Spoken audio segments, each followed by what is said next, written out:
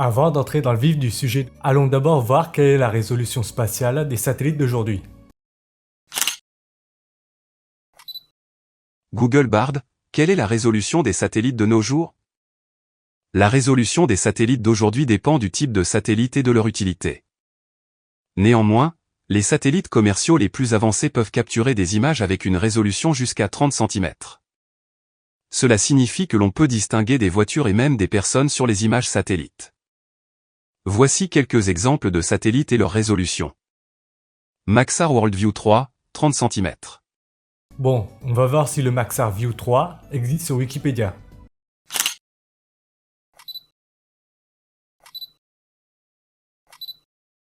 Des images satellites du Worldview 3 ont été utilisées en 2015 par une équipe internationale d'archéologues pour découvrir un campement de Vikings à Point Rosé. À partir de 2020, des scientifiques utilisent Worldview 3 pour compter et détecter des espèces animales sauvages, comme les éléphants d'Afrique. Les images satellites permettent de surveiller les éléphants sans avoir besoin de présence humaine sur place.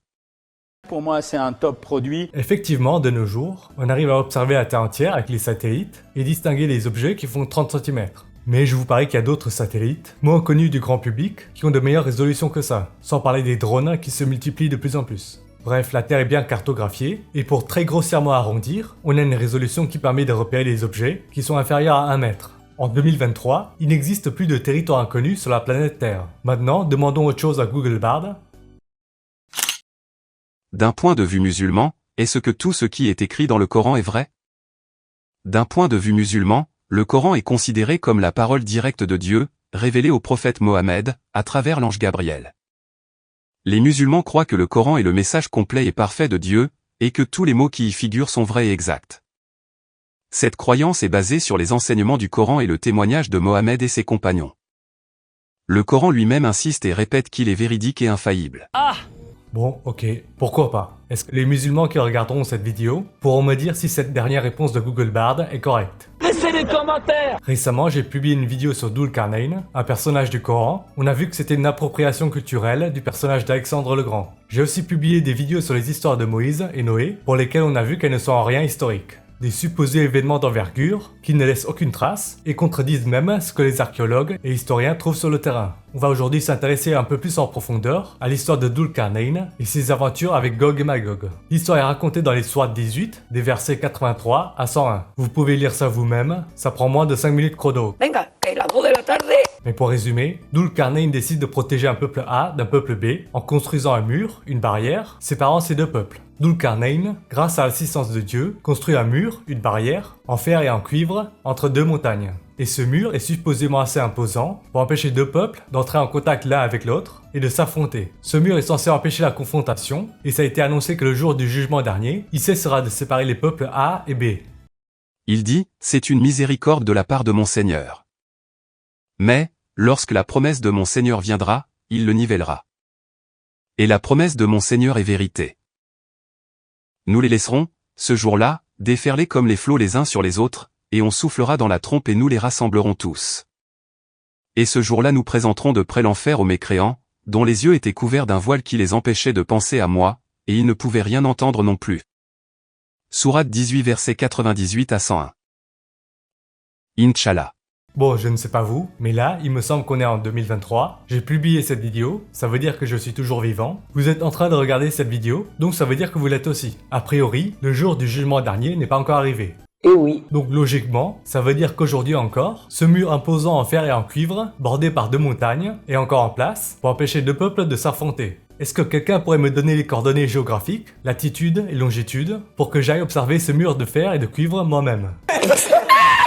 Souvenez-vous, aujourd'hui on dispose d'images satellites, d'avions et de drones qui permettent d'observer des reliefs terrestres jusqu'à 30 cm et certainement moins. Quelques exemples d'objets mesurant environ 30 cm que les satellites d'aujourd'hui sont capables de voir. Un ballon de basket, un cartable d'écolier, une règle d'écolier, une pizza. Vous, sur une vue d'au-dessus, d'épaule à épaule, vous faites certainement 50-60 cm et environ 25-30 cm d'avant en arrière. Où se trouve ce mur de cuivre et de fer et les deux montagnes qui le bordent? Pourquoi n'arrive-t-on pas à localiser ce peuple sauvage dont ce mur est censé nous protéger jusqu'à la fin des temps? Est-ce que ça veut dire que ce que raconte le Coran est en contradiction avec l'entièreté de la Terre qu'on a déjà cartographiée? Est-ce que ça veut dire que le Coran raconte des choses fausses?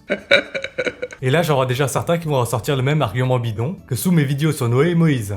Oui, mais l'absence de preuve n'est pas une preuve de l'absence. Alerte au Google! Les mecs ressortent cet argument car ils l'ont entendu d'un de leurs prêcheurs préférés et parce qu'il sonne bien à l'oreille. Ils répètent comme si c'était un mantra, sans y réfléchir ne serait-ce que 30 secondes. Putain, mais utilisez votre cerveau quoi. Montrez donc que vous savez réfléchir par vous-même. Ce n'est pas parce que votre influenceur préféré sort un truc qui sonne bien à l'oreille, avec plein d'assurance de façade, que c'est vrai.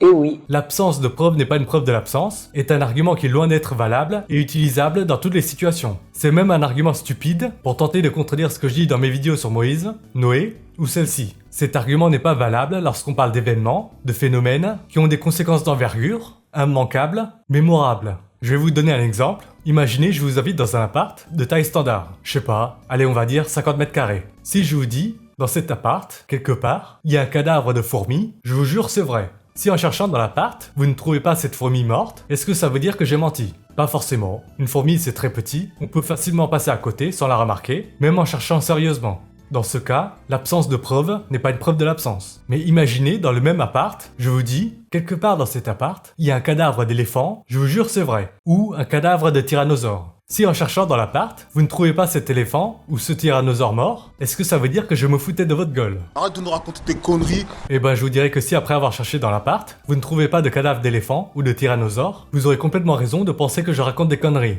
Là, l'argument « l'absence de preuve n'est pas une preuve de l'absence » n'est pas valable. Un éléphant mort, un tyrannosaure mort, c'est grand, ça ne se rate pas, ça laisse des traces quoi. Et ben le raisonnement est le même pour les histoires de Noé et Moïse, qui racontent des génocides, des catastrophes qui se produisent sur au moins tout un territoire national. Le raisonnement est le même pour un mur de fer et de cuivre, bordé par 2 montagnes, censé être suffisamment imposant pour empêcher un peuple de foutre la merde sur le reste de la planète. Alerte au Google! C'est bizarre que tous les satellites d'aujourd'hui, avec une résolution inframétrique, n'aient toujours pas localisé ce mur, ces 2 montagnes qui le bordent, et cette population dangereuse dont on est protégé grâce à ce mur. Je rappelle encore une fois que la résolution des satellites, connue du grand public, est de l'ordre de 30 cm, sans parler de l'imagerie fournie par des drones et des avions. Merci encore une fois de me donner les coordonnées géographiques de ce mur. Allez, encore un exemple bidon de l'argument. L'absence de preuve n'est pas une preuve de l'absence. Imaginez, vous conduisez votre caisse. Un flic vous arrête. Monsieur, je dois effectuer un contrôle. Pouvez-vous ouvrir le coffre s'il vous plaît? Vous sortez de la caisse, vous leur ouvrez le coffre, vous leur montrez que le coffre est vide. Et là, le flic décide de vous arrêter pour détention de drogue illégale. Mais monsieur l'agent, qu'est-ce que vous racontez? Vous voyez bien que le coffre est vide. Et là, le flic vous répond, écoute-moi bien salopard. L'absence de preuve n'est pas une preuve de l'absence, ok? Allez, on t'embarque. Vous voyez pourquoi me sortir cet argument sous mes vidéos sur Moïse, Noé ou celle-ci est débile. Allez, donnez donc les coordonnées géographiques de ce mur, et vous verrez que du jour au lendemain, des milliards de personnes sur Terre vont se convertir à l'islam. Ce n'est pas plus compliqué que ça, quoi.